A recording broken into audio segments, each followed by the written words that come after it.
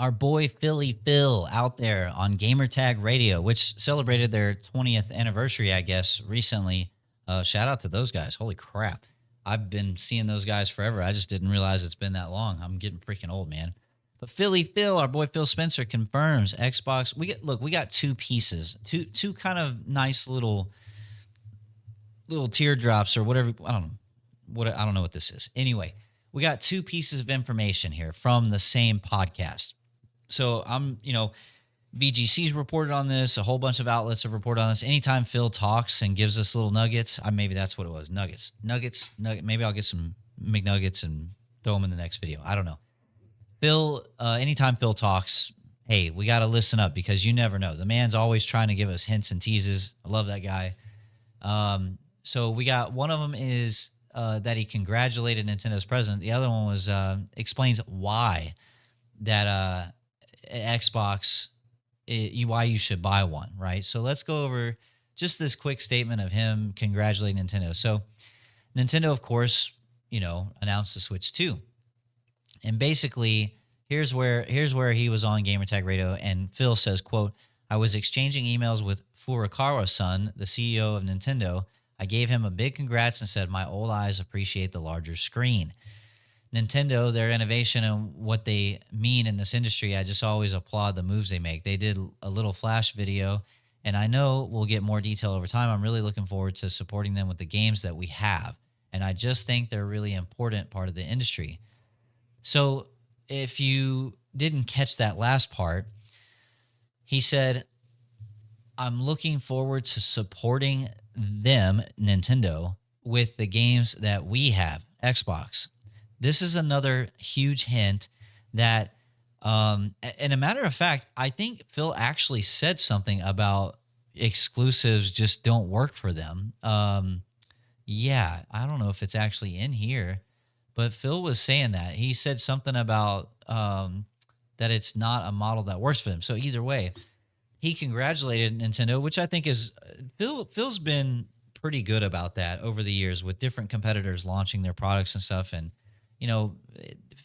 Phil and Xbox generally, there's many occasions where they've taken the high road in terms of congratulating their competitor. A lot of other competitors won't do those kinds of things, but Phil's done it on more than one occasion. But yeah, so the takeaway from this article is really just a solidification of the Xbox Everywhere bit that they talked about, and so here it says in the same interview, Spencer discussed where Xbox console hardware fits within new, more open approach to which is what we're going to talk about here. So explains why you should buy an Xbox in its multi-platform era. We want to win on capabilities. So he says they discussed where Xbox console fits, new, more open approach.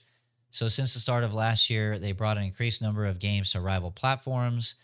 There are no this is Phil saying there are no red lines for which games which it could port next.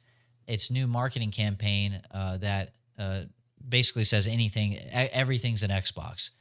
This has left many Xbox console owners wondering why where their devices fit in Microsoft's plans for an ever more open ecosystem. Phil Spencer was asked about this, and he says, I want people to pick hardware based on the capabilities of that hardware and how it fits into the choices that they want to make about where they want to play. And we want our hardware to win based on the hardware capabilities that we have. That right there is literally them answering this question that I've had for a while. It's like, if they're just going to start putting their games everywhere and on everything, then why do I need the freaking box? Well, apparently this is their answer. They're saying our Xbox is going to be so freaking uber powerful, exotic, crazy, uber over-the-top capabilities that you're just going to want to play it on our box. And I'm curious. I want to hear what you guys in the comments think. And I'm dead serious. I'm dead ass on this. I'm really curious what everyone has to say, because I could see this going a whole bunch of ways. Look, if they just beef up the Xbox into a supercomputer, quantum computing, right? Like 9,000 IQ, deep seek AI crazy shit, right?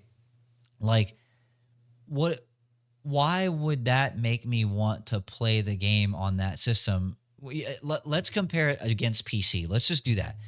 Let's take your PCs with your 4090s and your soon to be 5090s and then weigh it up against the next box, the quantum box, right? And like, what is it about the Xbox that's going to make you want to choose that over your crazy PC that you, if you have one, right? And I'm like really curious what people are going to say about this, because it is true that the console exclusivity is dying, and Sony's even going to start stepping away from that.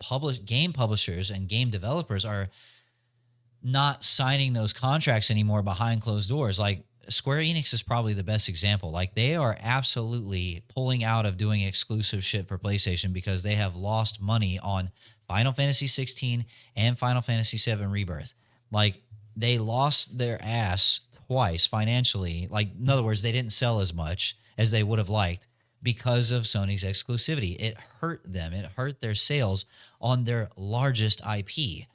I think Final Fantasy is their largest IP. Y'all can correct me if I'm wrong on that. But anyway, massive deal, right? So if games are not going to be the thing that console makers use to keep people in their ecosystem, then what do they have? Well, I guess it's kind of an obvious answer, the hardware itself. Back to Nintendo. Nintendo's kind of a really good example of this, right?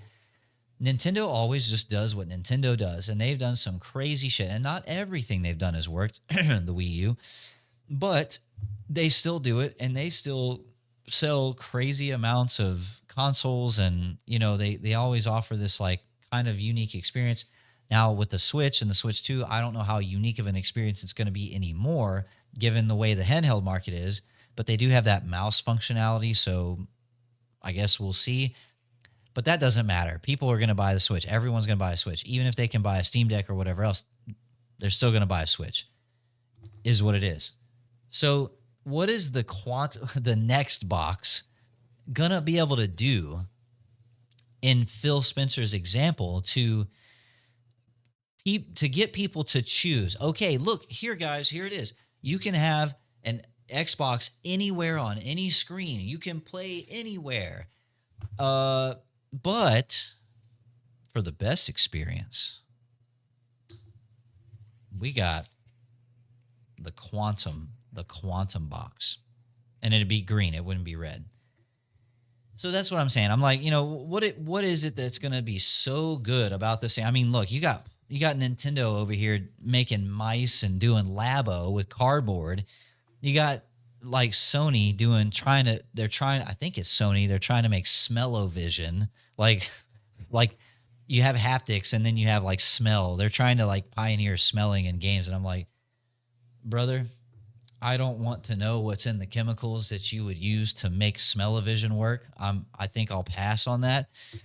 But yeah, I don't know. Let me know in the comments what you guys think. I'll end on a little bit more on this article here.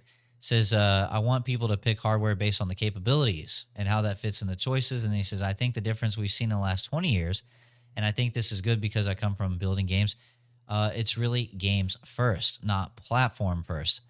That's a true statement. It's always about the games. Now, you do have console/PC loyalists, and there's nothing wrong with that. But at the end of the day, if the game you are most excited about playing is only in one place, you're going to go to that one place, right? Or if it's the game, or if it's the platform where your friends are. A lot of gamers, and this doesn't get talked about a lot of gamers play where their friends play. Not so much that it's a brand loyalty to, say, PlayStation or Xbox.